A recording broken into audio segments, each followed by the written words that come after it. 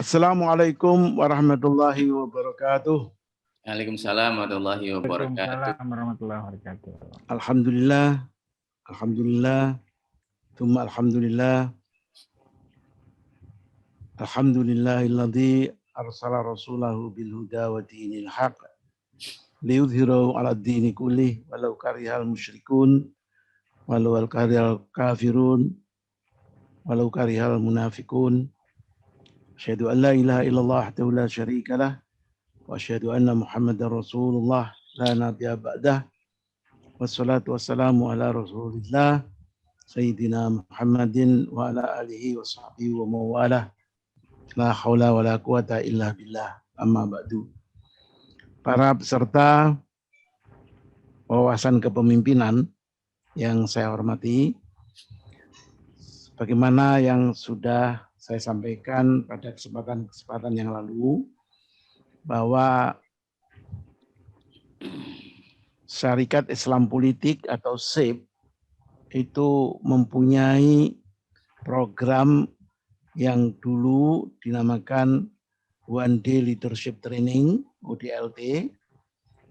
Pesertanya gantian dari ODLT 1 sampai ke ODLT yang ke-20. Alhamdulillah. Tapi kemudian ada COVID.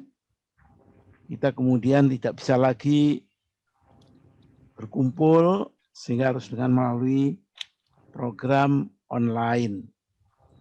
Nah, kalau sudah program online tentu harus ada penyesuaian. Penyesuaiannya itu sekarang bukan lagi diberikan materi leadership training secara full one day, tapi diberikan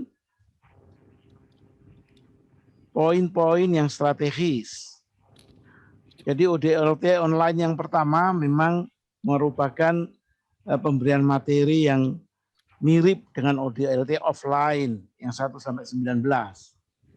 Tapi kemudian dilanjutkan dengan lebih terbuka dalam bentuk materi-materi kepemimpinan yang diwarnai Islam, yang digali dari Islam untuk menambah wawasan manajerial, wawasan kepemimpinan dari para peserta ODLT.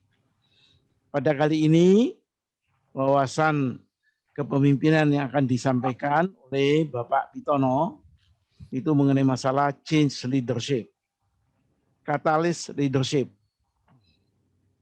Saya minta saudara mengingat kembali bahwa di dalam Islam diperintahkan kepada umat Islam untuk terus mendalami sunatullah yang dilakukan oleh manusia sendiri, tidak harus diwahyukan. Dalam bentuk operasionalnya, perintah itu mengajarkan kepada kita umat Islam untuk mendalami sains. Dengan sains kita mendapatkan sunatullah. Dan itu adalah bagian dari Islam. Jadi sains itu adalah bagian Islam, yaitu upaya proses untuk mendapatkan sunatullah oleh kemampuan personal manusia sendiri, tidak melalui satu jalur wahyu. Ada sunatullah yang disampaikan oleh Allah melalui wahyu, tapi ada sunatullah yang harus didapat sendiri oleh manusia melalui jalur kajian-kajian yang sistematik, akurat, valid untuk menemukan sunatullah. Nah, dalam salah satu bidang sains itulah ada kepemimpinan. Kepemimpinan ini yang kemudian menjadi bagian dari instrumentasi kita untuk mengelola suatu tatanan sosial plural, mulai dari organisasi yang kecil sampai kepada organisasi yang besar, nasional bahkan internasional. Di dalam upaya untuk menyumbang kepada umat Islam dalam kondisi COVID, item-item atau prinsip-prinsip yang terkait dengan sains teknologi, bidang manajemen, bidang kepemimpinan inilah kemudian SIP, SIP, Syarikat Islam Politik, membuat program UDLT online dalam bentuk wawasan kepemimpinan. Sudah ini yang kedua kali, insya Allah bisa diteruskan pada bulan-bulan berikutnya dengan item-item yang berbeda. Saya kira itu pengantar saya, dan seperti yang kita lakukan biasanya, kita mengerjakan ini dengan efisiensi tinggi. Karena efisiensi itu sendiri adalah bagian dari sunatullah manajerial. Gitu. Sunatullah kepemimpinan, nggak ada kata terlambat itu di dalam kehidupan orang Islam, di dalam kehidupan baik bersama-sama maupun bahkan seharian pun harusnya ada kedisiplinan hidup itu. Dan salah satu faktor sukses itu adalah sunatullah disiplin. Dan itulah sebabnya berapapun yang hadir pada forum ini yang sudah terdaftar hadir ada 20-an itu, tapi kok yang masih masuk baru beberapa orang. Jadi mudah-mudahan bisa menyusul berikutnya dan semuanya kembali kepada masing-masing kita untuk mendapatkan kemanfaatan. Saudara, jadi selanjutnya Bapak Pitono akan memberikan materi itu sekitar 1 jam dan kemudian kita melakukan diskusi apa yang terkait dengan materi yang disebut sebagai change leadership atau catalyst leadership. Kita dengarkan bersama. Bagi saya personal, ini juga sangat-sangat baru gitu. Mudah-mudahan dengan itu menjadi tambah banyak gitu kemampuan kita untuk melakukan aksi-aksi atau langkah-langkah manajemen yang lebih baik di masa yang datang. Saya persilakan Bapak Pitono, dan sebagaimana biasa nanti yang menutup juga Bapak Pitono. Jadi setelah ceramah, dialog, jangan lagi menunggu orang lain gitu. Bapak Pitono ini soalnya juga pengurus SIP gitu. Dan di dalam program UDLT ini selama ini fokusnya yang pengajarnya adalah pengurus SIP sendiri. Pengurus SIP sendiri. Karena itu kita mempersilahkan sekaligus nanti menutupnya. Bahkan satu waktu nanti tidak harus saya memberikan pembukaan, langsung yang bersangkutan ngomong, membuka dan menutup. Baiklah, demikian saudara sekalian cara hidup kita yang diajarkan oleh Allah Subhanahu wa taala melalui kajian-kajian sains teknologi. Semoga mempunyai kemanfaatan besar bagi kita di masa-masa yang datang. Assalamualaikum warahmatullahi wabarakatuh. Assalamualaikum warahmatullahi wabarakatuh. Terima kasih Pak Fuad, Ustadz saya, guru saya. Jazakallah khair. Amin, amin. Pak Adi, ini saya bisa sebut satu persatu Pak, karena memang tidak terlalu banyak gitu. Jadi ada Pak Apri, tadi ada Pak siapa tadi, Pak Hendro? Pak Hendro ya. Pak Hendro. Masih ada Pak Hendro. Mungkin bagus kalau saya bisa bermuwajah gitu, ngelihat wajahnya gimana sih Pak Apri ini, Pak Hendro ini mana gitu. Nah, jika diperkenankan monggo. Bismillahirrahmanirrahim. Assalamualaikum warahmatullahi wabarakatuh. Waalaikumsalam warahmatullahi wabarakatuh. Alhamdulillahilladzi nahmaduhu wa nasta'inuhu wa nastaghfiruh wa na'udzu billahi min syururi anfusina wa min sayyiati a'malina may yahdihillahu fala mudhillalah wa may yudhlil fala hadiyalah. Alhamdulillah, Pak Fuad, teman-teman yang lain, Allah izinkan kita bisa bersilaturahim, dan saya merasa berdosa ini. Jadi seringkali dimintain waktu, tapi ya Allah ternyata saya belum berhasil mengelola diri saya sendiri, kan kira-kira begitu. Tapi dan sampai gambarnya kita ngejisin gitu tuh. Ya. Kemudian sampai pada satu titik saya tuh sungkan kalau lama-lama terus dimintain, dicolek terus nggak pernah ini gitu. Aduh, jadi agak nggak enak banget gitu loh. Dan alhamdulillah kemarin walaupun akan data Ustaz Fatih, ya wis mendadak sekali itu, dan selalu siap loh. Itu namanya betul-betul jagoan itu, ya, ready anytime needed gitu, ya kan.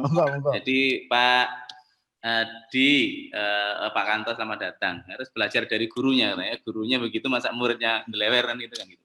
Nah, kemarin saya sengaja memang memberikan satu tema yang barangkali kebanyakan orang pun akan iki opo gitu Pak Fuad. Iki sajane opo to gitu. Padahal barangkali nanti isinya ya kira-kira begitu-begitu saja. Tetapi itu penting untuk memberikan hentakan katanya Pak Fuad itu. Jadi sengaja saya bikin tema itu sebenarnya katalis leadership. Saya coba share screen dulu ya Pak. Iya, monggo. Ya sebentar.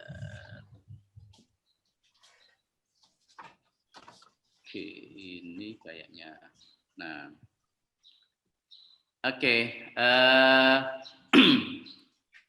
Sudah bisa dilihat nggih Pak? Bisa dilihat? Belum. Bagus. Nah, ini nggak apa-apa, mungkin beberapa orang saja, tapi saya sampaikan, ya welcome to anyone can be catalyst leader.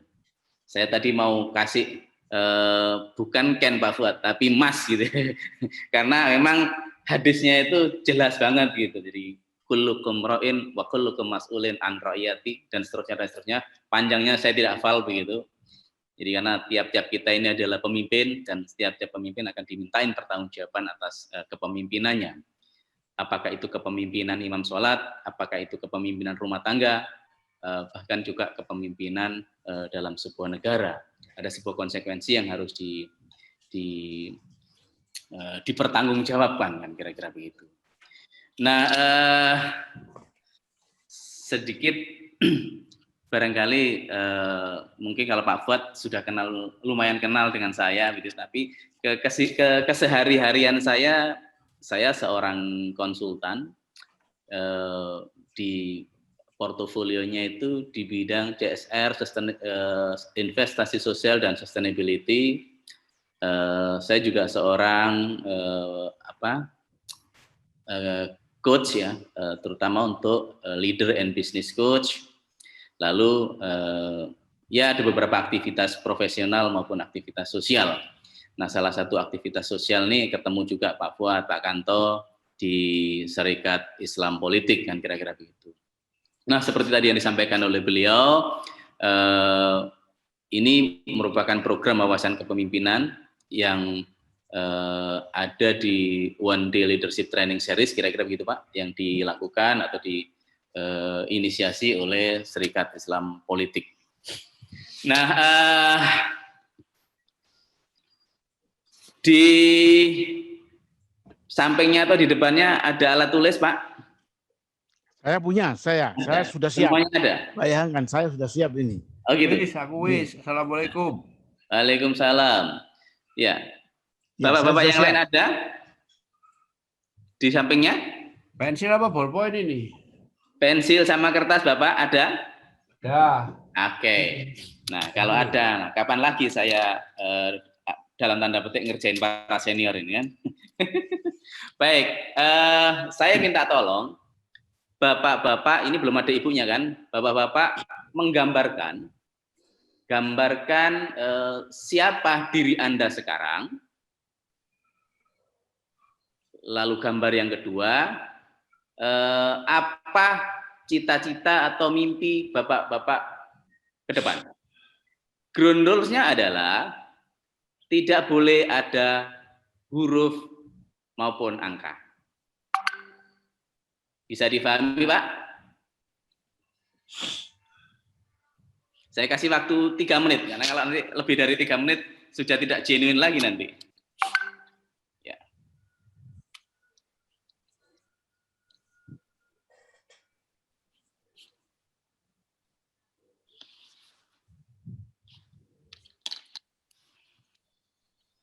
Saya kasih waktu 3 menit.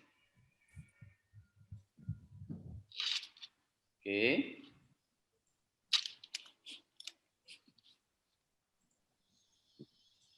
Sengaja memang saya membuat acara ini berbeda Pak Fuad, karena saya coba konsep learning-nya saya coba adopsi dari Forsi model. Jadi walaupun orangnya sudah tidak milenial ya.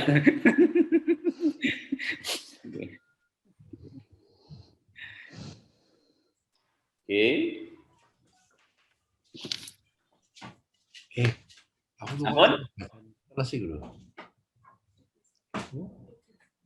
Kalau sudah kasih tahu Pak. Walimo. Gimana Jadi, caranya ngasih tahu?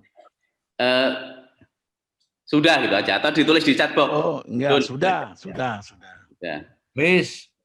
Kita tunggu yang lainnya. Oke, kita tunggu yang lainnya. Maaf Bapak, tadi saya keluar. Tadi gimana perintahnya seperti apa tadi? Oke, silakan Bapak gambarkan siapa diri Anda Bapak sekarang. Lalu gambar yang kedua, apa cita-cita Bapak ke depan? Tidak boleh ada huruf, tidak boleh ada angka. Ground rules-nya itu. Oke. Berarti digambar ilustrasi gitu ya? Ya, digambar. Kayak sok gambar ya. Kalau nggak bisa gambar gimana itu? Iya makanya. Tulisannya itu Bapak. Gue mau. Iso-iso nih lah. Oke. Nih Pak Fuad ngumpulkan duluan ini berarti. Kan diperintah dengarnya duluan gitu. Sudah? Si gambar sih. Oke. Sama. 1 menit lagi.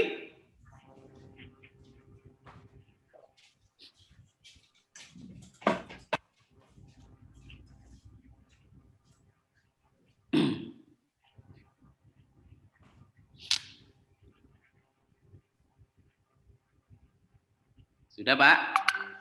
Pun. Sampun? Sampun, Pun. Ustaz? Oke, baik.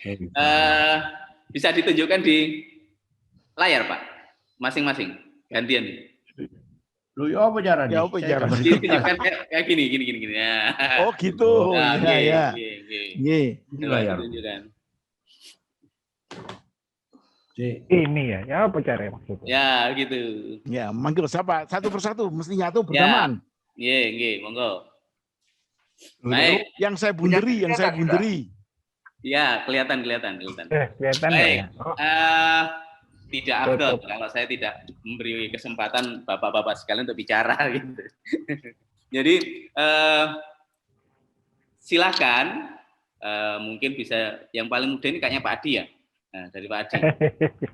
Atau Pak Hendri ini paling muda ini.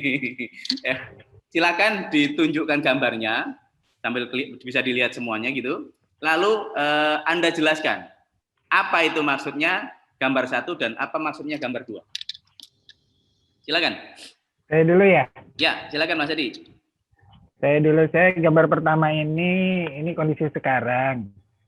Istri 1, anak 3, sudah ada mobil rumah ya. Terus nanti ya ke depan inginnya bisa anak-anak sudah pada nikah semua, sudah jadi keluarga besar, jadi kakek nenek. Oke. Terima kasih sharingnya Pak Adi. Ya. Pak Hendro, silakan dilanjut.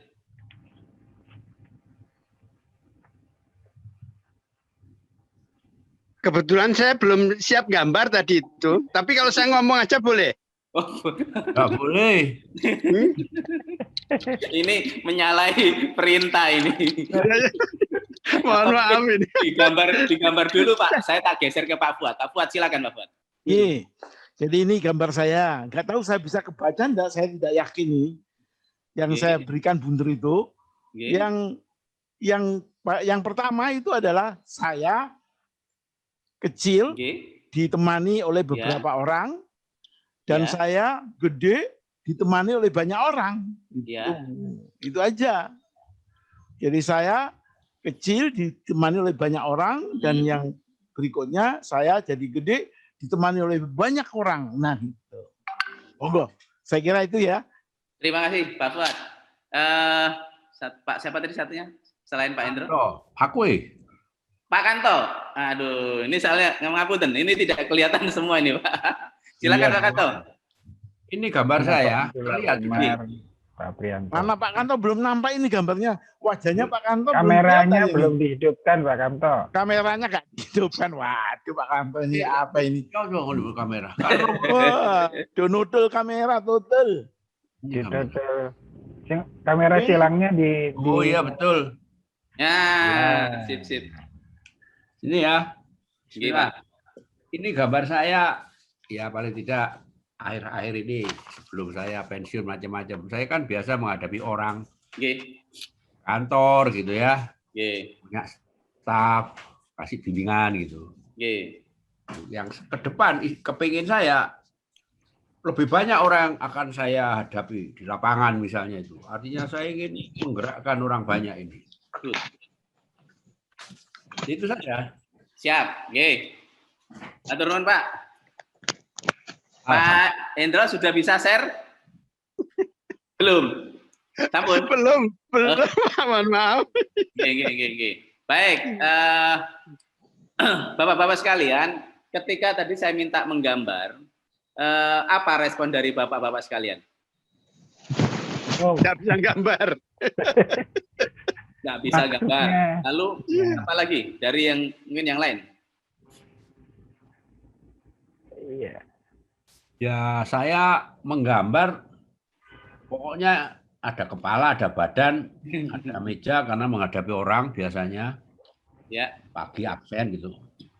Lalu yang saya inginkan yaitu saya gambar kepala saya, badan saya, di depan saya beribu-ribu titik itu kepala manusia. Ya. Dengan ada pohon di sebelahnya itu, artinya itu di lapangan saya ini. Oke. Siap. Pak Fuad, Kalau saya- Ibu tadi ketika Ya, saya minta gambar saya kan kepala, badan, tangan. Ya. Udah. Saya kira itu ekspresi manusia Ya. saya gitu.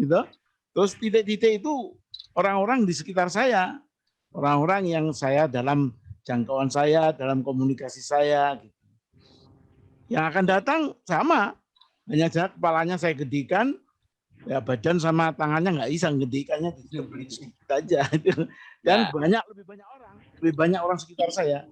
Dalam artian saya berharap bisa bersama banyak orang. Saya kira itu, nggih. Oke, matur nuwun Pak Fuad, Pak Kanto. Nah, Bapak-bapak merasa boten ketika tadi merespon pertanyaan saya tadi itu dengan tentu meresponnya kan dengan otak kan kira-kira begitu. Betul nggih? Iya. Nah, Iya, pastilah. Nggih. itu nanti yang pengen sebenarnya kita Kiri apa kanan gitu ya? belum Pak ke sana. Belum sampai situ. Kalau di depan itu kan saya sampaikan bahwa anyone can be catalyst leader. Kalau mendengar kalimat ini, catalyst leader katakan begitu, kira-kira apa yang ada di pikiran Bapak-bapak? Boleh gantian. Ditunjuk aja, Pak. Diminta Oke. siapa gitu. Orang sedikit aja sampean Oh ya, tinggal. wes. Oke. Coba orangnya banyak datang semua bingung sampean nanti. Oke, Iya, siap. ditunjuk aja Durut. siapa. Soalnya saya terbiasa leader itu nggak pakai ditunjuk Pak Fuad. Iya, tapi kalau nanti sahur manuk repot gitu. Oleh Pak. serikalan. Oke, silakan Pak Kanto. Ya, katalis itu saya pakai rumus ilmu kimia saja. Ya. Jadi artinya bagaimana membuat perubahan itu bisa saya bantu supaya lebih cepat, lebih bervariasi dan sebagainya. Good. Kalau pengetahuan katalis kimia, tapi katalis ilmu sosial saya nggak ngerti. Jadi pedagog, demagog barangkali gitu. Barangkali ya. Oke. Oke, terima kasih Pak Fuad. Mas Adi mau menambahkan? Iya, saya rasa katalis ini kan yang tetap istilahnya nama adalah perubahan.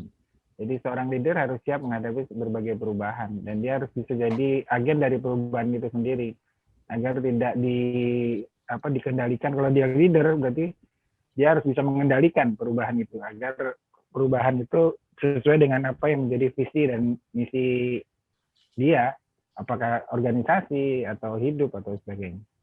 Good. Separuh darinya sudah dapat, separuhnya masih kurang, silakan. Saya menambahkan. Iya Pak. Nah, kalau saya beranggapan katalis itu menjadi semacam fasilitas untuk seseorang menjadi pemimpin, baik itu dirinya atau orang lain. Jadi memfasilitasi untuk menjadi pemimpin. Good. Terima kasih Pak Hendro, karena namanya tersebutnya Pak Hendro, saya sebut Pak Hendro. Gitu. Oke, Pak Fuad mau menambahkan? Enggak menambahkan, tapi masih mencari ini. Masih Jadi seperti yang pernah saya katakan bahwa ya background saya dokter, ya belajarnya ya kedokteran. Dalam kedokteran ada kimia. Ingat saya katalis itu pengertiannya ya tadi itu ada reaksi kimia dipercepat oleh katalis. Good. Ya kan? Ya. Jadi artinya kalau katalis leader yang pernah saya tanyakan pada Pak Indro maunya apa ini, pada Pak Pitono ini. Jadi bagaimana seorang leader itu menjadi katalis, menjadi Agen. agen mempermudah gitu. Ya. Tapi kalau tadi yang disebutkan oleh Pak Adi katanya katalis itu definisi yang lain adalah perubahan. Nah ini jadi saya tidak match lagi nih. Ya kan? Agen. Ya, agen, loh, katalis is agen. Loh, kalau agen leader, saya bilang itu menjadi kingmaker. Ya, loh, dalam kehidupan kepemimpinan itu, you want to be a king, ya, you want to be a kingmaker, or you want to be choosing a king.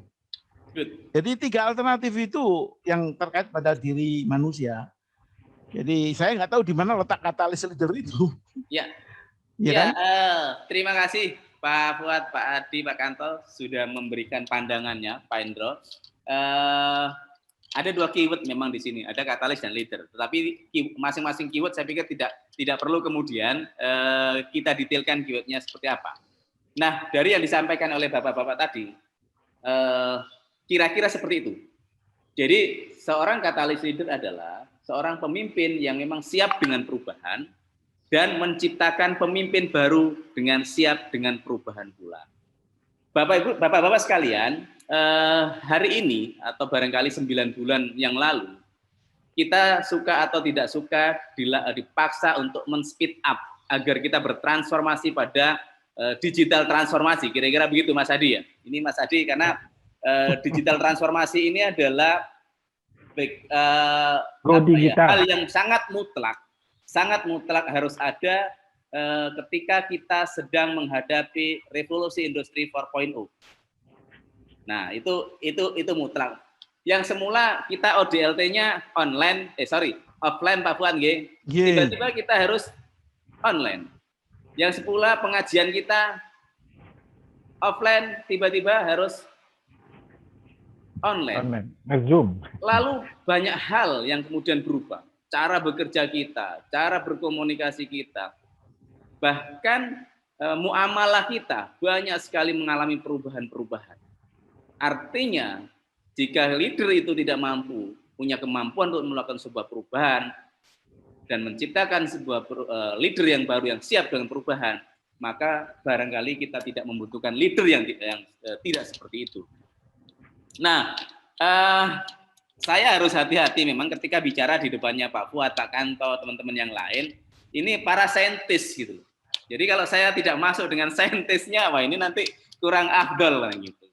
Nah, baik. Saya mau masuk ke slide saya yang berikutnya, Pak. Oke.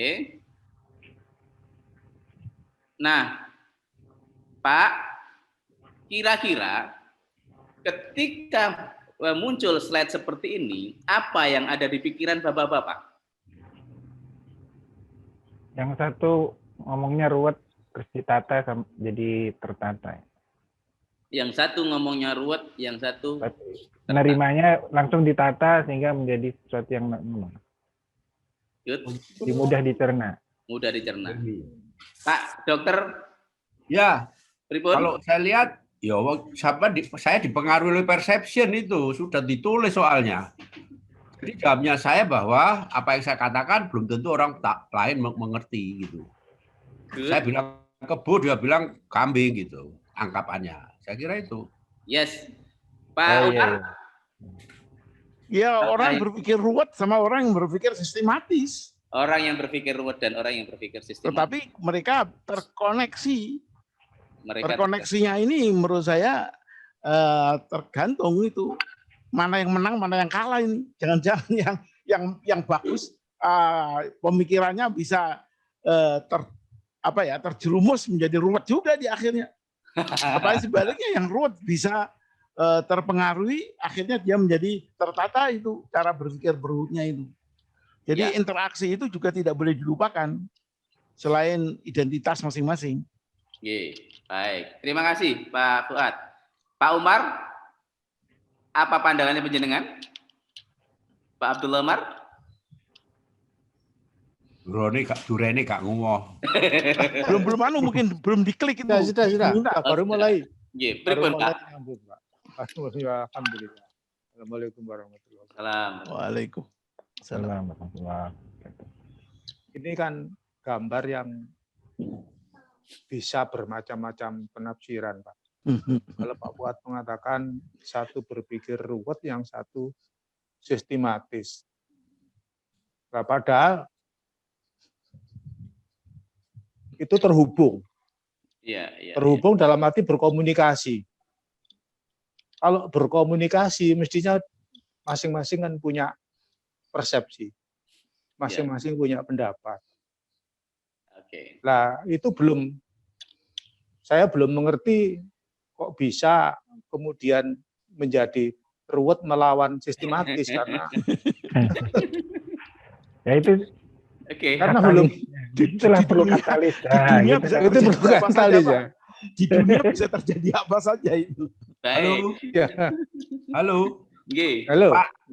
Pak tutor kita ini, Pak Sobo. Pak Pitono. Saya usul ya. Kita bicara yang kita tangkap gitu aja. Kita tidak boleh komen apa yang dibicarakan orang lain. Nanti kita tidak bisa berubah kalau begini caranya. Siap. Nah, Bapak-bapak sekalian, satu lagi.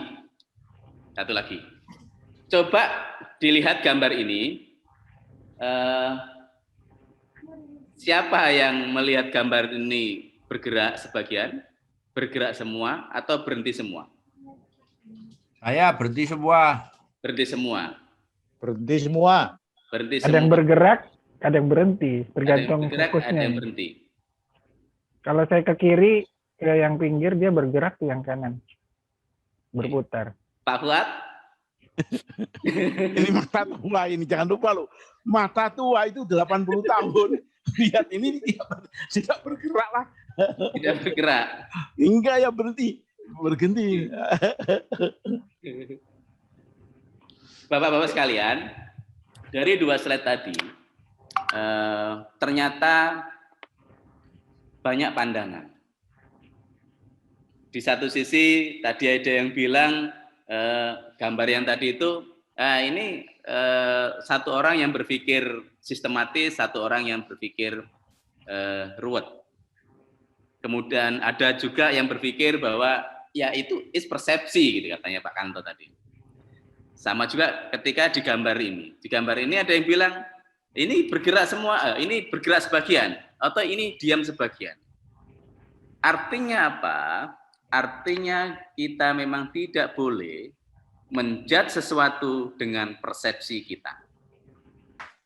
Tadi Pak Kanto sudah matur, tapi saya pengen memang creating awareness dulu memang.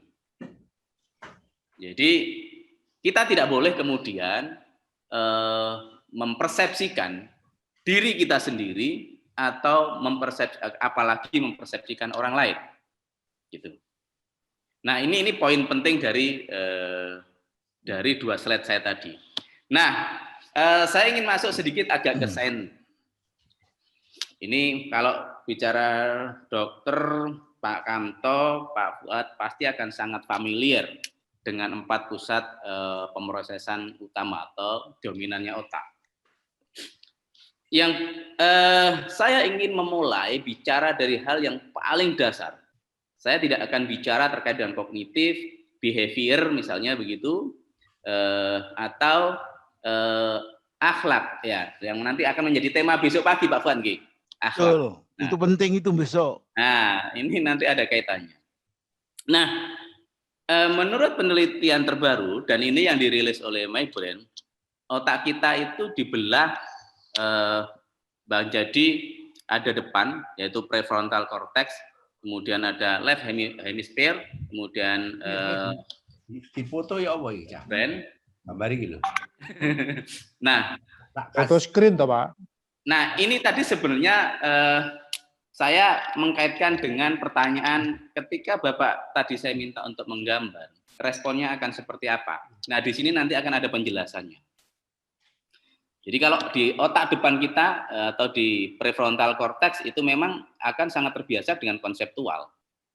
Yang di belahan sebelah kiri akan terbiasa dengan sequential. Lalu di lower brain, di otak bawah kita, itu instinktif, bonding, itu ada di situ. Nah, itu. Lalu, nah ini kira-kira seperti ini. Oke. Nah,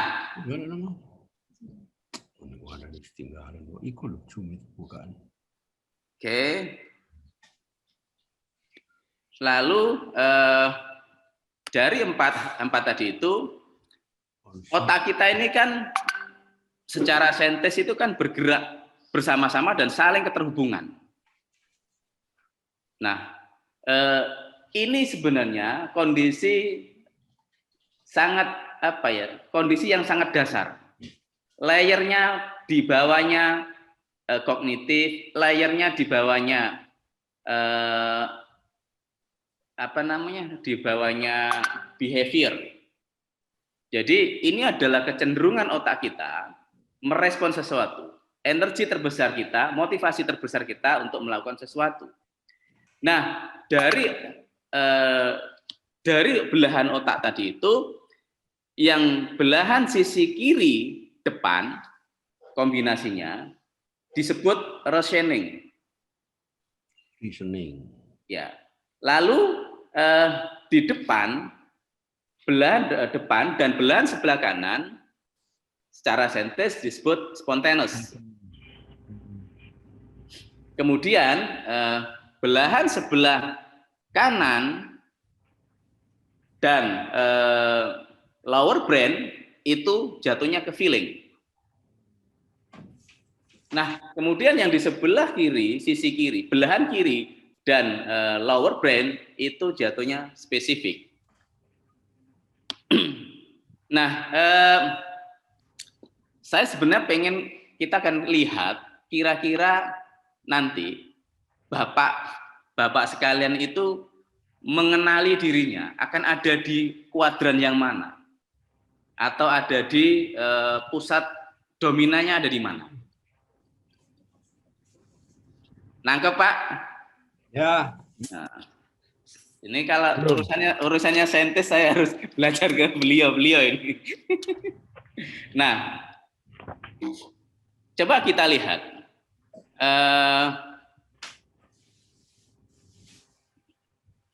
karakter individu. Karakter individu orang reasoning itu biasanya karakter individunya suka mengkritik, Pak. Realistis, kuantifikasi, rasional, suka fakta, logika, personal analysis, jadi logical framework, nah gitu. Menerapkan 20-80 lah kira-kira begitu. Lalu orang spontaneous itu karakter individunya itu spekulatif, suka terobosan, big thinking. Jadi orang-orang ini orang-orang yang berpikir besar, suka tantangan, penasarannya gede. Nah, high risk, suka mengambil risiko, suka menerima risiko, imajinatif. Jadi orang-orang yang spontaneous itu imajinasinya melampaui pengalamannya. Atau kalau saya sering ngomong ke anak-anak muda, memprovokasi anak-anak muda itu, orang spontaneous itu biasanya imajinasinya mengalahkan pengalamannya. Gitu. Nah, lalu orang feeling, karakter orang feeling secara individu itu ekspresif, empati, suka membangun hubungan, relationship, emosional, peka, harmoni. Dia orangnya nggak suka konflik gitu, Pak. Pakai intuisi, sensitif gitu. Nah, Lalu kalau karakter individu seorang yang spesifik itu prosedural. Jadi kalau bicara biasanya lama karena harus dari 1, 2, 3 misalkan begitu. Terencana. Jadi di logical framework-nya ketata betul itu. Kemudian menghindari resiko. Detail, organisir, rapi, tidak kepastian. Jadi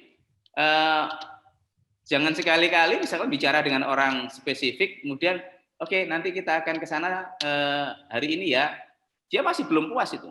Pasti akan dituntut jam berapa dan seterusnya. Naik apa?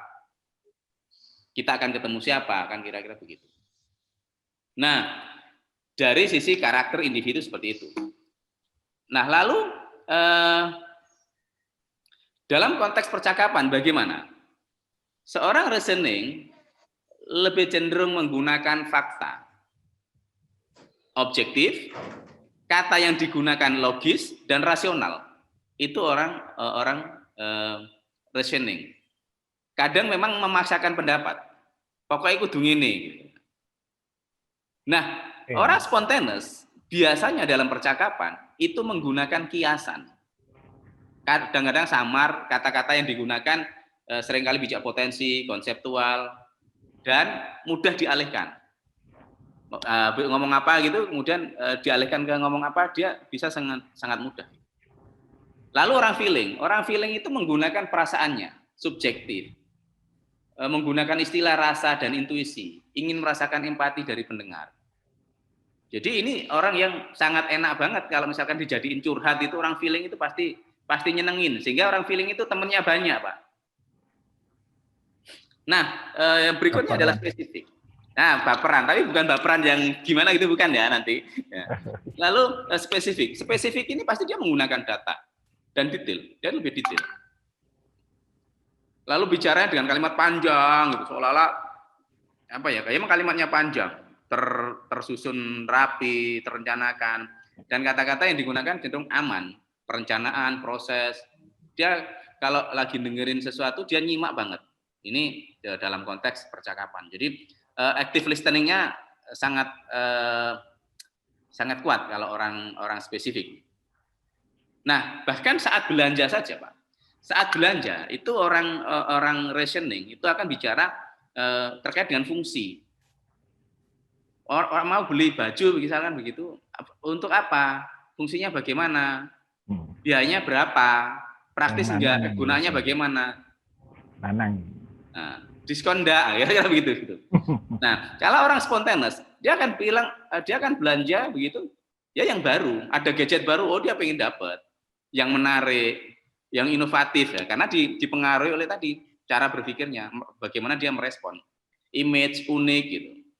Bahkan seringkali ketika orang spontaneous ini bikin sesuatu, memakai sesuatu dilihat aneh, ini orang aneh. Tapi begitu giliran itu sudah menjadi tren, dia mesti bilang, kemarin lu pada kemana? Kemarin pada kemana? Aku pakai itu, ente nggak pakai kan gitu. Nah itu orang-orang spontaneous biasanya begitu. Nah orang feeling fun-fun aja, karena dia lebih mengutamakan hubungan. Dia bisa beli sesuatu itu karena misalkan, misalkan Pak Dokter Kanto gitu, beli baju. Pak Fuad bilang, oh ini apa ini dok, sampean gawe ketok luwih ganteng. Pak Kanto bisa beli itu. Orang feeling bisa beli. Nah, itu biasanya begitu. Dan dia suka ngasih hadiah. Nanti kita akan lihat bapak-bapak ini ada di mana. Lalu spesifik. Lebih spesifik itu pokoknya yang aman-aman saja. Reliable, reputasi, merek. Jadi kalau misalkan beli barang, beli sepatu begitu, ya udah kalau sepatunya misalkan Adidas ya udah Adidas saja. Oh ini sudah terbukti. Beli baju misalkan Aero bajunya, ini saya pakai baju Aero aja udah terbukti jahitannya bagus dan lama bla bla bla bla. Branded. Nah, kira-kira begitu. Nah, lalu cara berbicara seperti tadi saya sampaikan, reasoning itu bicaranya fakta. Orang reasoning pasti akan bicara fakta, orang spontaneous akan bicara dengan gagasan. Jadi kalau mau bicara dengan orang reasoning akan sangat antusias, energinya besar, motivasinya besar ketika kita bicara fakta. Bicara dengan orang spontaneous akan sangat besar energinya, dia sangat terelaborate banget ketika bicaranya tentang gagasan, tentang ide. Dia itu paling suka. Nah, kalau orang feeling, perasa ini bukan baperan ya Pak ya, empati, peduli itu orang-orang feeling. Nah, kalau spesifik, detail. Gitu. Nah, Bapak-bapak sekalian, saya pingin dari yang saya sampaikan di awal tadi itu, kira-kira kalau dibikin cermin gitu, bapak-bapak itu ada di mana? Yang paling dominan, silakan ditulis Pak, diisi di sini Pak. Jumlah totalnya 100%. Misalnya, wah saya kalau belanja ini kelihatannya suka pada satu merek, bla bla bla. Oh berarti mungkin saya spontaneous, mungkin spesifik saya sekian persen. Kalau saya kayaknya saya tidak akan belanja sesuatu atau tidak akan beli baju kalau secara fungsinya ini enggak, kalau saya udah punya ini enggak ada fungsinya, bla bla, atau fungsinya bagaimana, harganya seperti apa. Kayaknya saya lebih cenderung di reasoning deh. Nah, silakan bapak-bapak melakukan self reflection, kemudian bapak-bapak isi.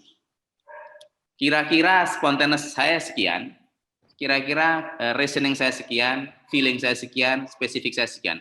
Total jumlahnya harus 100%. Saya beri waktu 1 menit, Pak.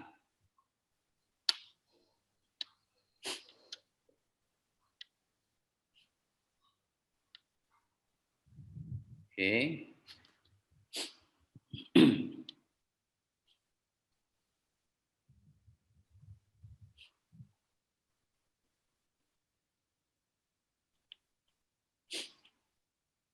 Yang sudah angkat tangan? Ya. Sambun. Oh, sambun. Oke. Baik. Kalau sambun, silakan sharing. Ground rule-nya adalah mana dari neurological dominannya penjenengan yang paling dominan. Yang pertama. Yang kedua, di dominan itu apa yang paling dirasakan? Yang ketiga, apa contoh keseharian dari kecenderungan tersebut? Bisa difahami, Pak? Oke. Yang pertama,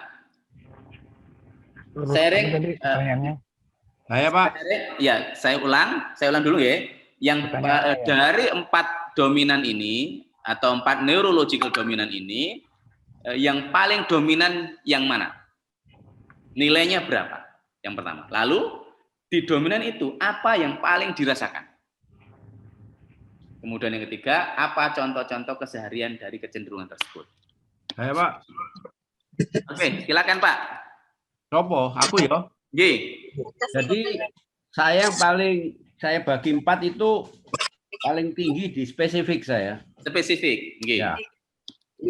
Tapi nilainya 35. Spesifiknya berapa? 35. 35. Iya. Nggih. Lalu ya itu lah, dalam hal apa yang saya rasakan. Ya. Orang kalau diajak spesifik banyak orang yang menghindar. Ya.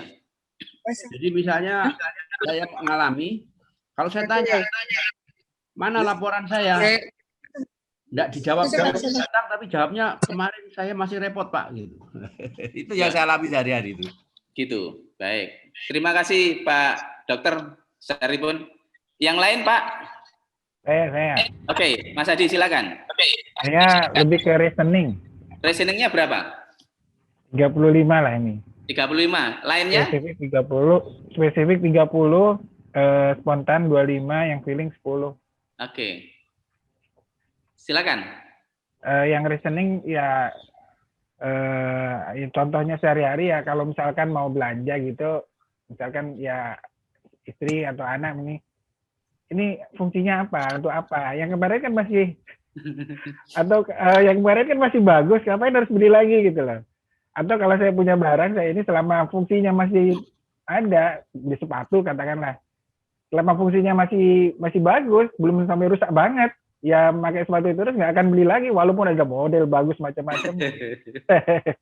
Fungsi. Jadi karena pernah ada filosofi yang mengatakan kalau kamu belajarlah sesuai dengan kebutuhan, kan karena keinginan. Nah itu keinginan kan di spontaneous. Karena saya lebih milih kebutuhannya tadi reasoning. Ya. Terima kasih Pak Adi sharingnya. Pak Fuad. Silakan. Wow, saya ekstrim saya ini. Ekstrim itu petualang berarti. Reasoning.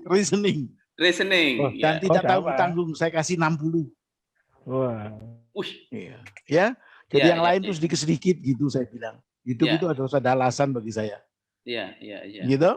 Jadi kalau ditanya Pak Fuad apa yang contoh sehari-hari reasoning, whatever apapun lah, mau pergi keluar, mau apa mesti harus ada alasan. Alasannya harus logis lah, reason lah, ya. Saya kira itu Pak Fuad ya. Oke. Cocok ya Pak Kanto? Ya. Cocok. Aku nggak mau komentar. Saya internalize sendirilah. Tidak boleh dibanding-bandingkan ini. Karena begini Pak masalahnya, boleh saya komen sedikit. Ini jargon ini persepsinya orang lain-lain loh. Karena misalnya contoh gitu.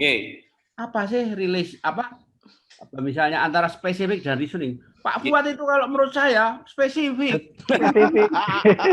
Dan spesifik itu muncul berdasarkan reason yang ada gitu loh. Saya lihat. Iya. Wong lulusan New York gak spesifik ya apa? Matur nuwun. Setuju. Pak Abdullah, monggo. Bisa di-sharing? Oh, beliau nggak bisa ini. Atau Pak Indro? Monggo, Pak. Ya, kalau saya kelihatannya kalau saya mengukur diri saya, itu reasoningnya 40, spontaneousnya 30, feelingnya 20, spesifik 10. Saya beranggapan gini, kalau reasoning itu seringkali saat bicara pun atau saat memutuskan sesuatu pun selalu lebih dominan akalnya itu. Kalau spontaneous memang teman-teman seringkali mengatakan saya tuh reaktif ya. Jadi kalau ada apa-apa gitu langsung nyelmong gitu. Nah, kemudian kalau feeling saya seringkali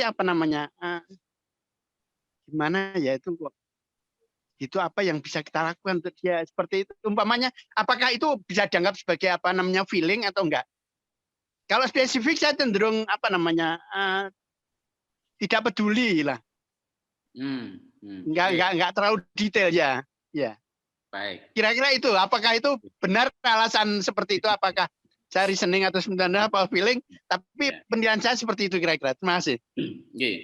Pertanyaan saya Bapak, menurut Bapak-bapak sekalian, tadi Pak Kanto hasilnya seperti itu, Pak Fuad hasilnya seperti itu, Pak Adi seperti itu, Pak Indro seperti itu. Apakah dari keempat itu ada yang lebih baik dari yang lain? Nggak ngerti pertanyaannya Pak. Maksudnya? Jadi gini, tadi kan Pak Kanto taruhlah spesifik sekian, Pak Fuad tadi reasoning sekian, lalu Pak Adi tadi spesifik sekian, atau tadi reasoning sekian, lalu Pak Indro nilainya sekian. Apakah dari keempat itu ada yang lebih baik dari lainnya? Ya enggak. Yang lebih ideal maksudnya. Yang lebih above all gitu ya. Yang di atas dari keseluruhannya, Ki. Ya. Manusia kan unik. Kenapa? Manusia kan unik, nggak akan pernah sama. Nggak sama, iya betul. Nggak sama, betul. Tapi apakah kemudian yang seperti ini semuanya bisa menjadi leader yang hebat? Bisa. Enggak selalu. Enggak selalu. Nah, menarik. Itu harus kombinasi kenapa itu tidak selalu bisa. Pak Kanto? Ini salah satu contoh ya. Ada orang yang saya nggak tahu kelompok mana itu, demagog itu. Itu demagog itu pemimpin kosong tapi diikuti orang itu. Dan hari ini di Jawa Pos muncul itu demagokrasi. Nah, leader sekarang ini banyak demagognya termasuk beliau itu. Nah, itu. Jadi tergantung itu. Memang tergantung levelnya, Pak. Kalau levelnya itu pada tingkat interpersonal, feeling itu penting. Ya.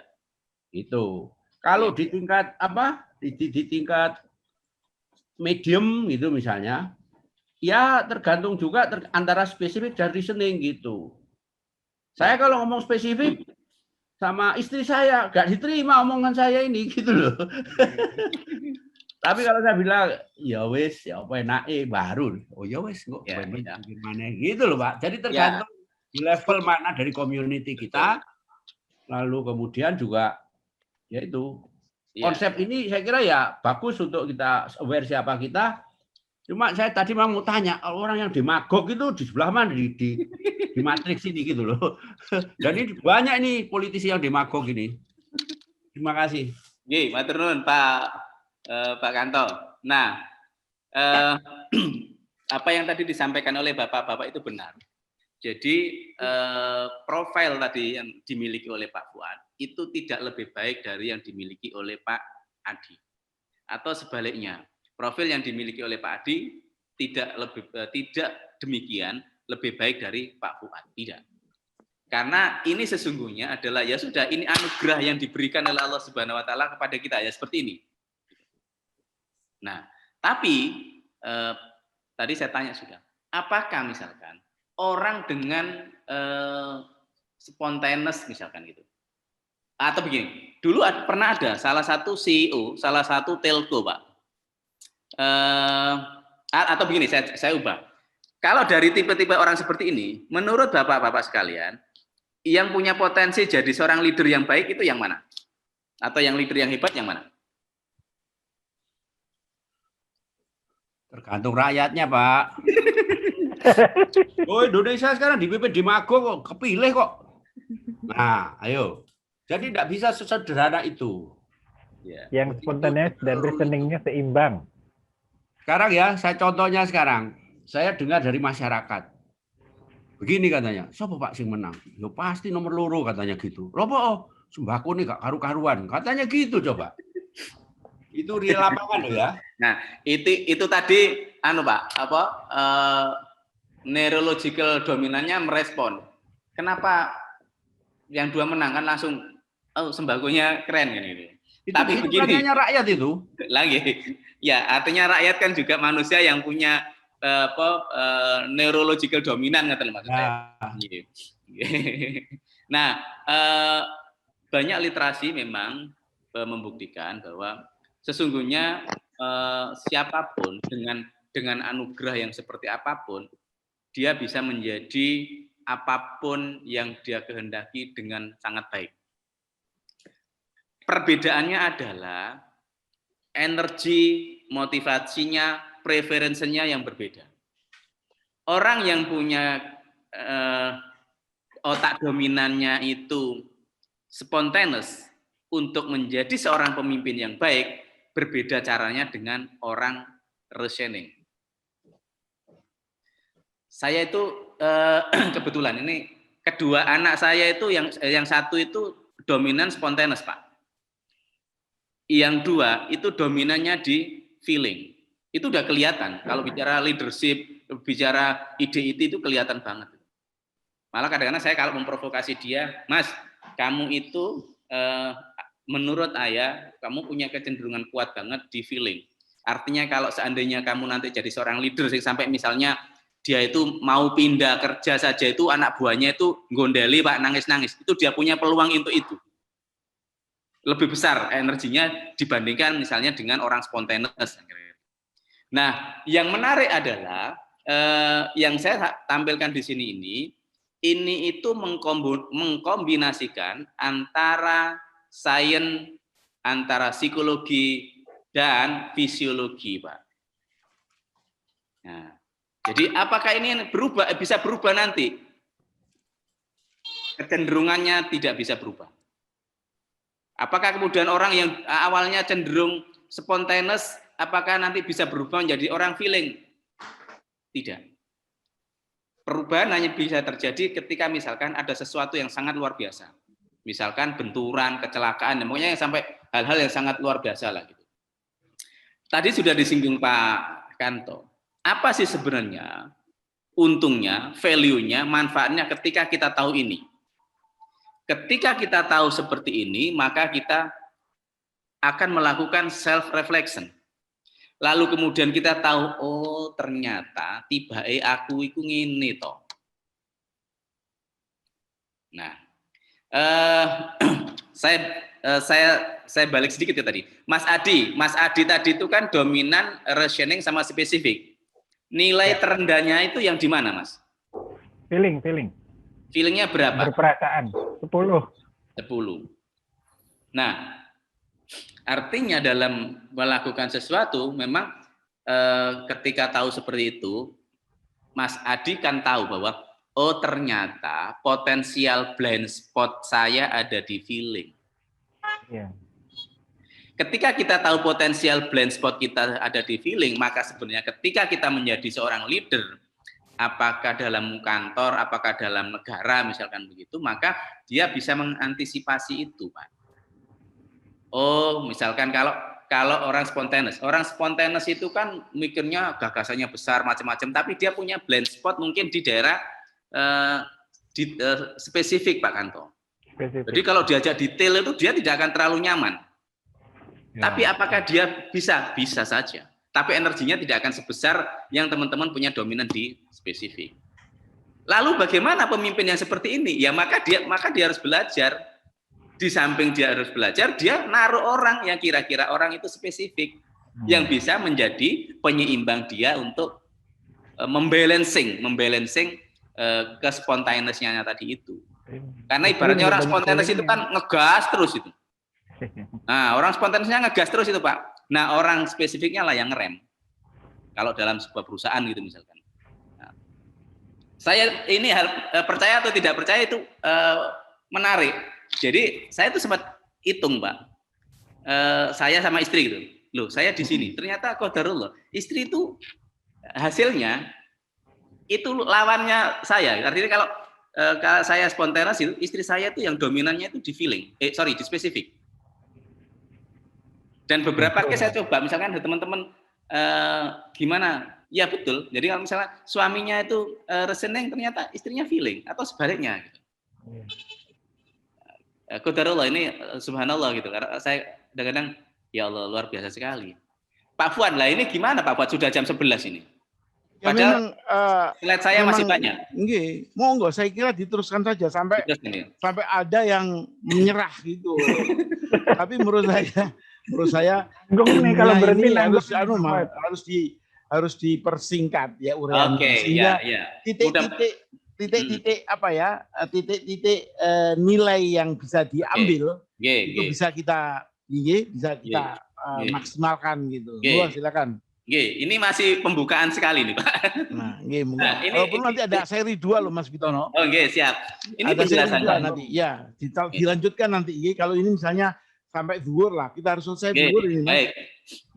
Nah, zuhur selesai kita. Baik, kita Pak. tambah nanti bagian kedua atau lanjutan gitu. Boleh. Nah, tadi kan ada Pak, skor yang kurang dari 15% itu masuk kategori level kenyamanannya rendah. Jadi Anda lebih suka untuk tidak terlibat dalam kegiatan yang membutuhkan gaya berpikir di level itu tadi. Kalau 16-25 itu sedang. Jadi Anda merasa nyaman menggunakan gaya berpikir, tetapi bukan gaya yang Anda sukai. Energinya lebih nggak terlalu besar, masih besaran yang tadi itu untuk bergeser. Nah, 26-35 itu tinggi. Jadi ya memang energinya, antusiasnya, motivasinya ada di sini. Apalagi di atas 35, wah itu kecenderungannya maka orang lain akan tahu ini tentang Anda dan itu mendefinisikan Anda sebagai pribadi. Jadi akan sangat kelihatan banget begitu. Misalnya orang yang reasoning tadi, Pak Fuad, itu akan kelihatan seolah-olah otoriter, akan kelihatan kalau tinggi itu. Akan bisa kelihatan seperti itu.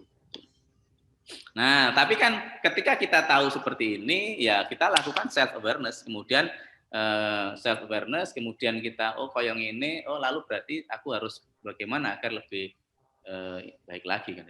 Nah, ini saya sharing profil saya. Ini memang ada tesnya, Pak. Ini yang dilakukan oleh My Brand di UK. Jadi ini ranah profesional saya, ini ranah personal saya. Makanya tidak heran kalau ada seorang leader itu misalkan di kantor itu dia sangat tegas, galak gitu terhadap anak buahnya, tapi begitu di rumah ternyata penurut sama istrinya. Itu sesuatu yang sangat mungkin.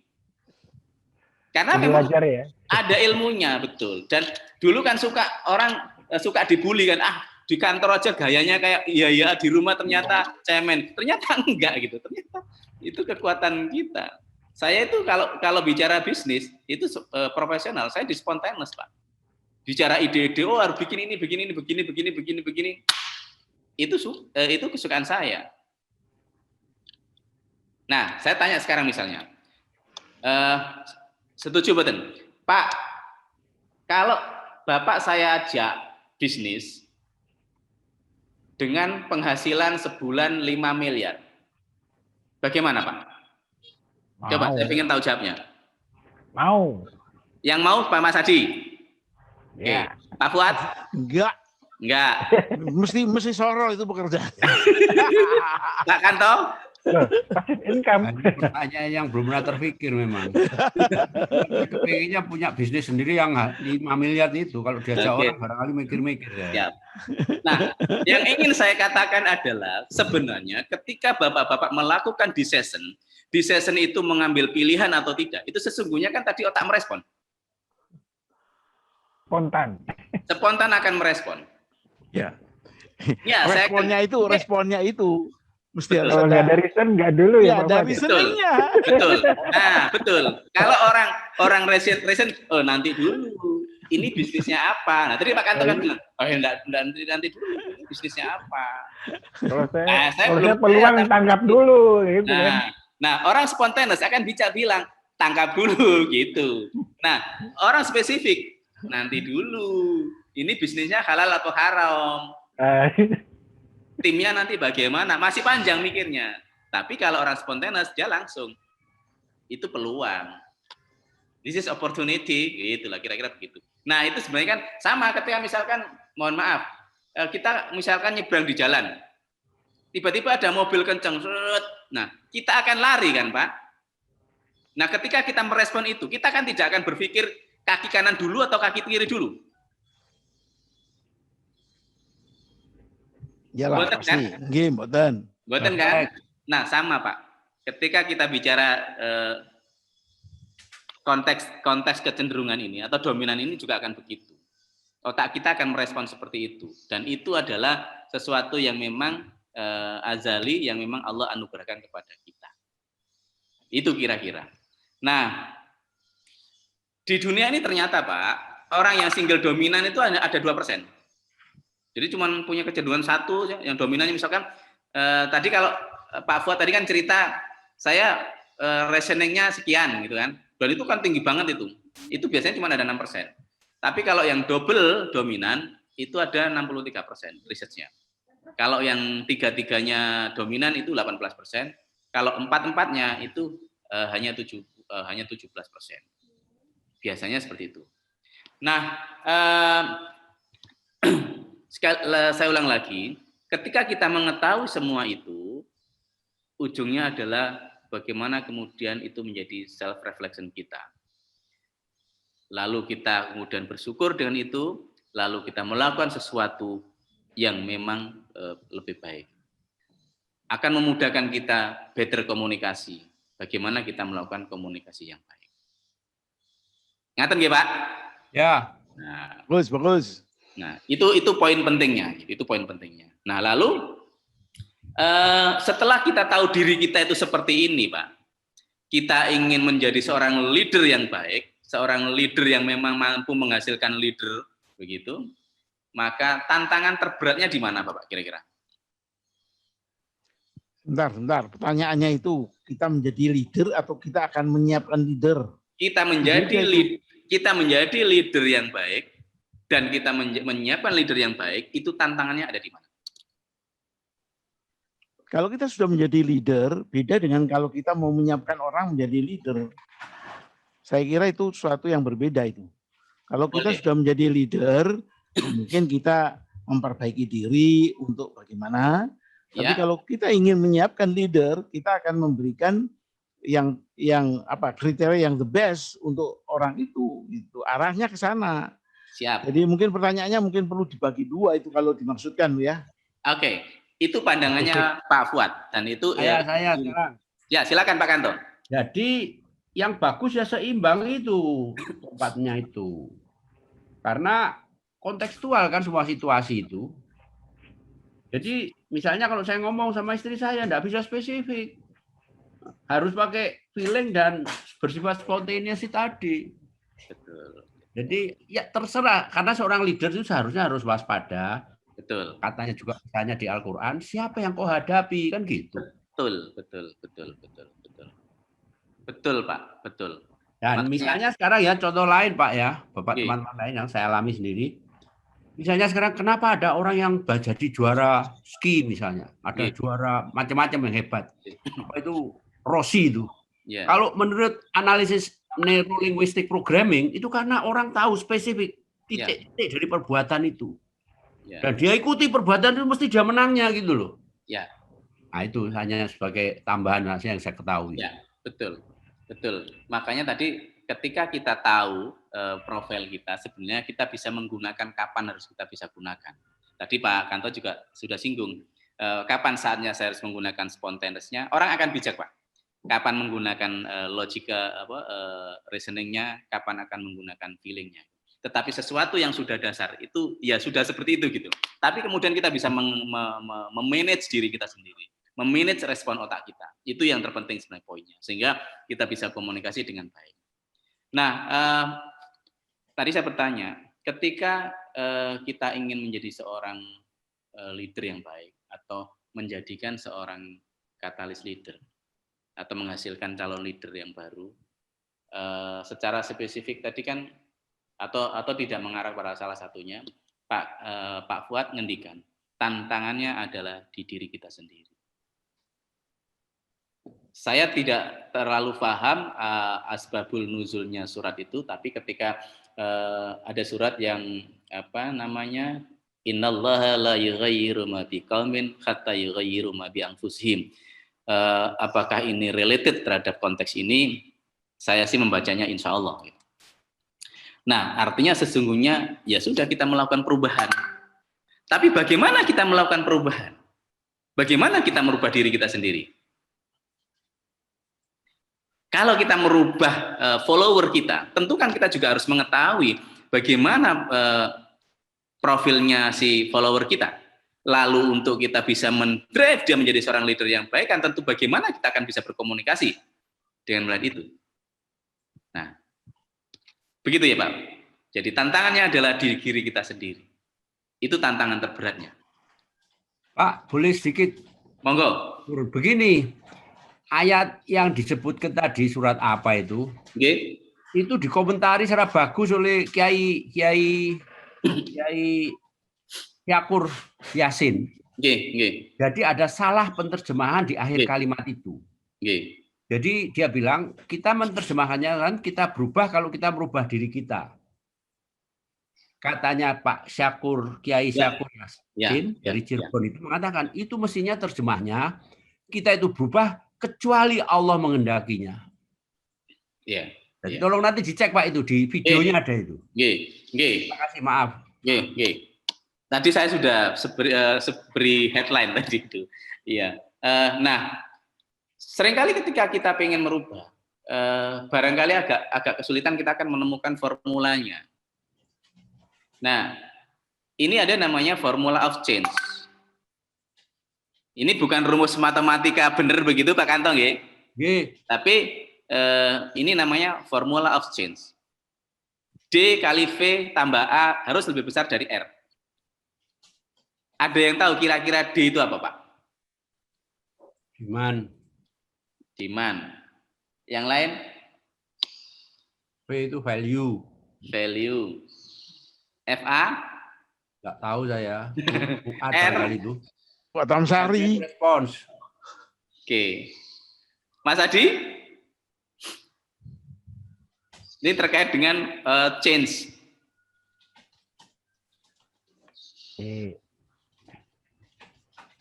D kali V tambah FA lebih besar dari R.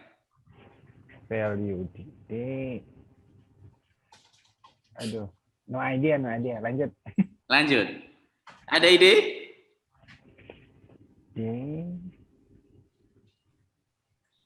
D itu ternyata dissatisfaction. Kalau diterjemahkan ke bahasa kita gitu apa ya Pak Kanto? Dissatisfaction itu. Ketidakpuasan. Betul. Pain. Ketidakpuasan. Tapi yang konotasinya positif ya. Lalu V. Apa V itu Pak? Value. Value. V itu di situ vision. Vision. Oh, vision itu tidak harus ultimate goal, tidak harus visi jangka panjang, tidak harus visi dia bisa visi tujuan, target itu bisa masuk di situ. Lalu ditambah FA. FA ini adalah phase action. Langkah kecil yang dimulai. Apa phase? Phase hadapi. Boten. Apa phase apa? Pertama, first action. Oh, first. Sorry. Ilat Lamongan, Pak. Oh iya, itu Inggris Lamongan itu. First action. Nah, itu harus lebih besar dari R. R-nya adalah resisten. Oh, iya. Resisten yang terbesar itu adalah dari diri kita sendiri. Ini hukum Newton kayaknya. Aksi reaksi. Nah, saya pingin sebenarnya di tempat saya sudah adzan Pak, pripun? Iya, memang waktunya. Ngaten nggih. Nggih, ditambahi sedikit terus ditutup Pak. Kamu nanti diatur belakangan. Bersambung nih, nggak boleh sampai di sini nih. Ya, saya selesaikan ini nanti dulu setelah adzan nggih Pak. Adzan dulu. Nggih. Menarik ini. Oke, Pak, saya lanjut 5 menit lagi nggih. Nggih, monggo. Kita. Ini nampaknya ada seri kedua Pak Fuad. Alhamdulillah. Ya, harus wajib. Karena ini belum selesai, saya belum sampai ke ini, ke intinya gitu ya. Belum ke intinya. Oke Pak, nanti kita siapkan minggu depan kalau perlu. Monggo nanti waktu Pak Pitono kita minta ya. Ya, sebentar ya Pak Fuad. Nggih, Pak Anto monggo. Pak Fuad, nggak tahu siapa yang suka mesen Zoom itu, tapi kalau kita bayar langganan tiap bulan $14, itu satu nganggone internet tanpa batas gitu loh. Jadi kita tidak terhenti sekian lama dan sekian orang. Itu sudah saya alami soalnya. Oke, nanti kita bicarakan dengan memakai Japri ya Pak Kantong nggih. Wis gak ada Japri cerita ngono. Nanti itu ada responnya itu nanti. Saya akan tanyakan yang memproses ya. Ya. Jadi kita nanti kartu kreditnya pakai BNI Syariah wis aman kira-kira. Oh, jadi ilmunya dari Pak Kanto nanti saya sampaikan. Ya. Nanti saya berikan feedback kepada Pak Kanto. Kan gitu katanya Pak Pitono tadi. Ya kan? Antara yang bulat dengan yang lurus. Ya, ini belum teko soalnya jadi. Jadi itu apakah yang termasuk yang spontaneous, ide, apakah yang termasuk termasuk first action itu gitu? Jadi first action itu ikut menentukan itu. Moga-moga Pak Pitono, silakan. Mas Adi, saya itu kadang-kadang sukanya begini kepada senior-senior itu. Jadi saya banyak belajar dari beliau-beliau itu. Relax aja Pak, relax. Jadi sesuatu itu mudah gitu. Nah, iya. Nah, gampang. Ya mungkin kalau diperkenankan, saya sebenarnya ingin ngasih PR.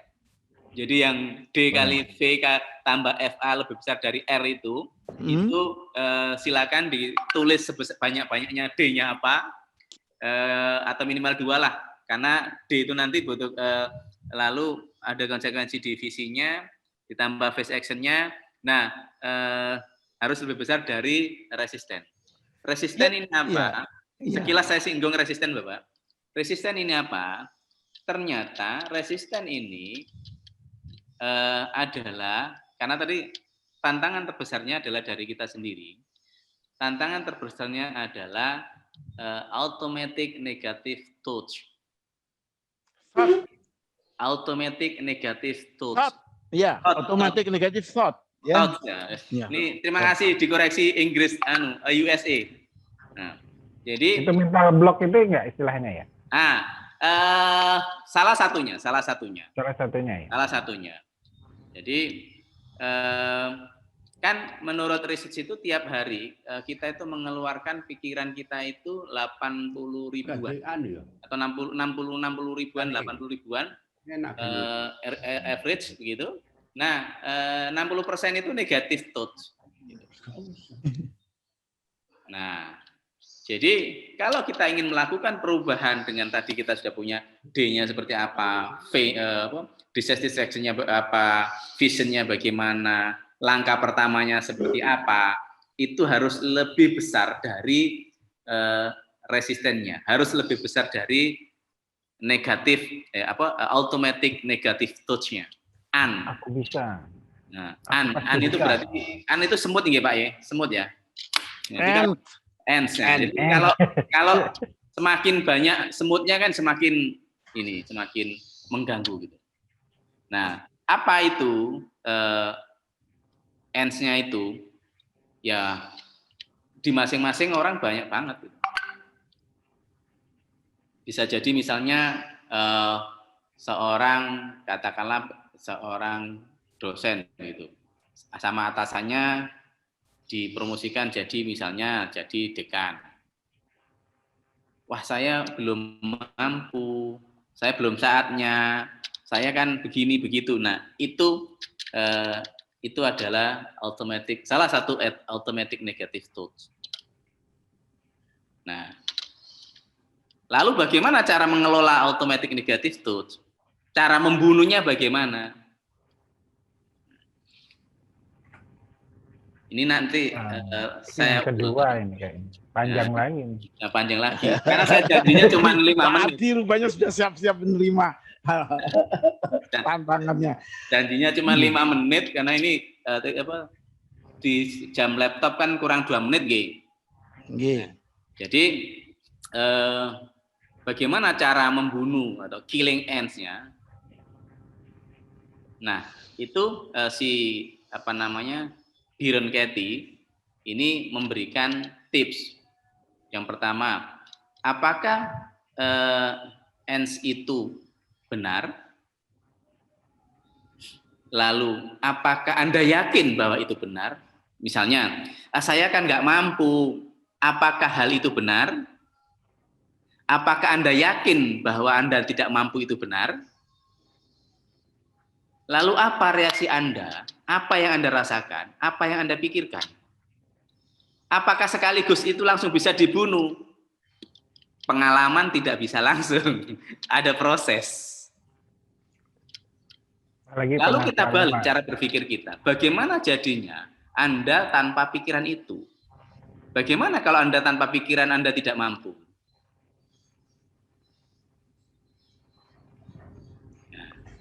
Nanti itu kalau negatif thought yang negatif. Kalau manajemen risiko gimana ya? Berpikir manajemen risiko kan ini selalu kita berpikir risiko kadang-kadang kan? Ya, makanya kan sebenarnya kemampuan kita melihat diri kita sendiri, kemudian melihat tim kita sendiri, di situ sebenarnya akan memunculkan kebijakan-kebijakan kita untuk melakukan sesuatu langkah-langkah yang diperlukan. Makanya dalam konteks tadi kan tidak hanya adalah ketika kita tahu dalam potensi diri kita, neurological dominant kita, lalu ada dalam sebuah tim, sangat baik dan harusnya memang begitu, kita mengenali betul kan tim kita itu seperti apa, atau follower kita seperti apa. Sehingga untuk achieve ultimate goal atau common goal itu kan memang bisa diraih bersama-sama. Sehingga apakah itu nanti masuk dalam resiko atau apa-apa, nah itu kan bisa dilihat dengan secara lebih jernih gitu, Pak. Oke, mungkin saya harus akhiri dulu, Pak Fuad. Kalau masih diperlukan, ya memang ini masih perlu nih, tengah jalan ini. Pak Fuad pesan Pak Fuad, pamitannya lagi Pak Fuad. Lagi. Enggak, tapi sebelum ditutup, saya usul supaya kembali di rumusnya itu dipastikan D-nya apa, C-nya apa, FA-nya apa, dan R-nya apa, terus pekerjaan rumahnya apa. Ya, gitu. siap. Mulai silakan. Saya ulang lagi. Jadi D-nya itu dissatisfaction, V-nya ketidakpuasan, V-nya itu vision, lalu isinya, FA-nya itu adalah first action, aksi pertamanya. Lalu itu tidak boleh lebih kecil dari resisten. Bisa contoh simpel nggak? Satu aja. Biar itu nanti pekerjaan rumahnya itu. Enggak, maksudnya, itu pekerjaannya rumah itu. Contohnya itu kira-kira Pak Adi. Cek itu gawe PR gitu. Jadi nanti kita lanjut di pertemuan berikutnya. Nggak di pekerjaan gitu. Monggo Pak Pitono, monggo terserah. Mungkin sementara ngaten dulu Bapak-bapak. Terima kasih sekali atas kesempatannya. Mohon maaf bila ada yang kurang berkenan. Kalau ada yang benar itu memang datangnya dari Allah. Kalau ada yang salah-salah itu datangnya dari diri saya sendiri dan mohon dimaafkan. Dan saya senang ada di lingkungan Bapak-bapak sekalian. Mudah-mudahan saya bisa membantu, termasuk Bapak-bapak bisa membantu bertumbuhnya diri masing-masing untuk visi besar yang sebenarnya sedang digagas bersama. Ngaten kirang-kirang Pak. Kita akhiri Amin. Dengan kafaratul majlis. Subhanallahumma wa bihamdika, asyhadu an la ilaha illa anta, astaghfiruka wa atubu ilaik. Matur nuwun, saya kembalikan ke Pak Fuad. Assalamualaikum warahmatullahi wabarakatuh. Waalaikumsalam warahmatullahi wabarakatuh. Tadi kan sudah saya katakan tidak boleh dikembalikan. Oh iya. Tutup ya. Kita tutup dengan alhamdulillah. Wassalamualaikum warahmatullahi wabarakatuh. Matur suwun, terima kasih semua.